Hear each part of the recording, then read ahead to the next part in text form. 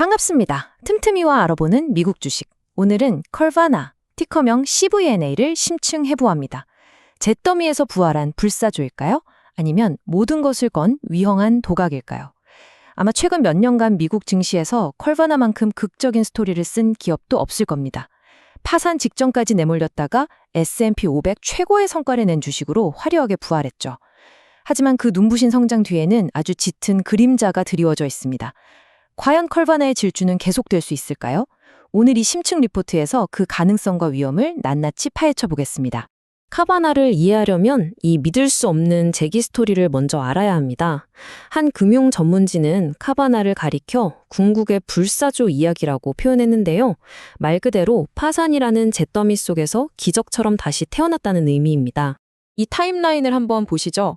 불과 2023년 초만 해도 파산 위기설이 돌면서 주가는 4달러 선까지 곤두박질 쳤습니다.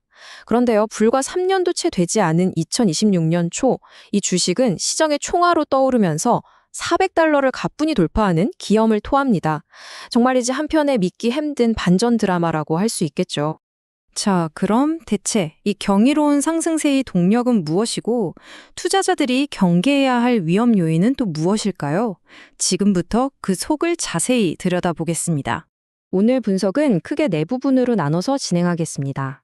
먼저 카바나의 혁신적인 비즈니스 모델을 살펴보고 이어서 투자자들이 열광하는 이유와 우려하는 이유, 즉 강세론과 약세론을 면밀히 비교 분석한 뒤에 마지막으로 이 회사의 미래를 전망해보는 시간을 갖겠습니다. 자, 첫 번째 섹션입니다. 카바나가 실제로 어떻게 운영되는지부터 이해하고 넘어가야 합니다. 왜냐하면 여긴 단순히 자동차를 파는 웹사이트 그 이상이기 때문이죠. 카바나의 핵심 경쟁력은 바로 수직 통합 모델에 있습니다. 이게 뭐냐면 중고차를 사들이는 것부터 시작해서요.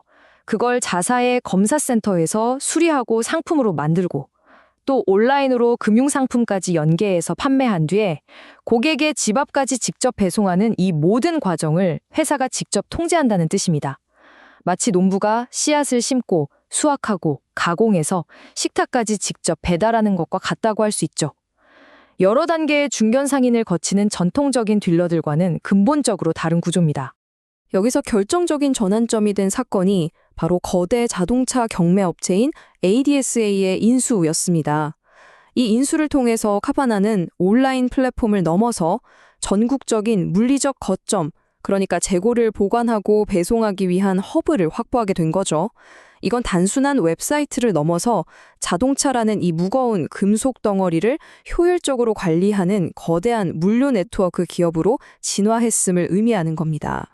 자, 이러한 비즈니스 모델을 기반으로 투자자들이 왜 그렇게 카바나에 열광하는지 그 강세론의 근거를 한번 살펴보겠습니다. 들어보시면 굉장히 설득력이 있습니다. 역시 숫자가 모든 것을 말해주죠. 2025년 4분기 실적을 보면요. 소매 판매량은 전년 대비 43%, 매출은 무려 58%나 급증했습니다.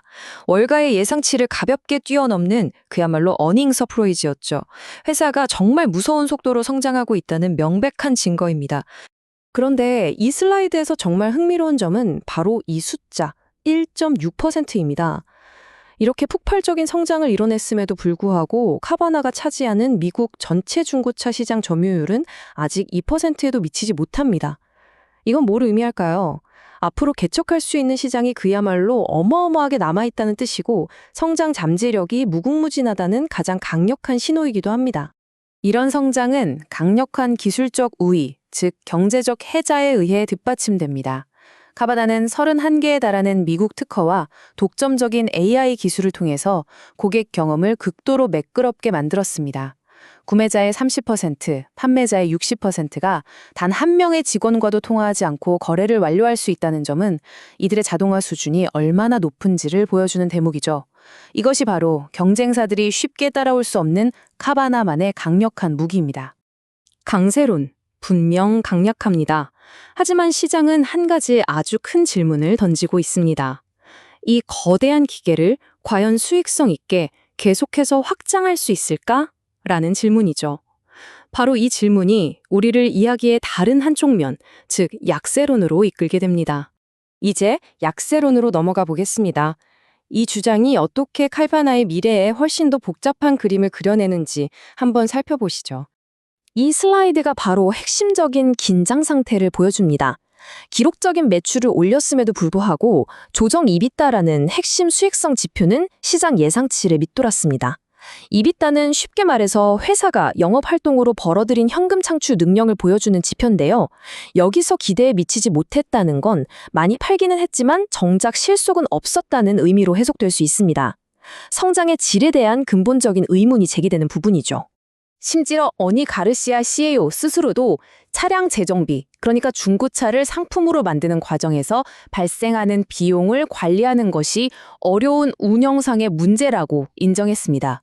회사가 너무 빠르게 성장하다 보니 신규 시설이 늘고 또 경험이 부족한 관리자들이 투입되면서 재정비 비용이 예상보다 가파르게 상승했다는 겁니다. 성장의 속도가 내부 운영 역량이 따라가지 못하고 있다는 신호일 수 있습니다.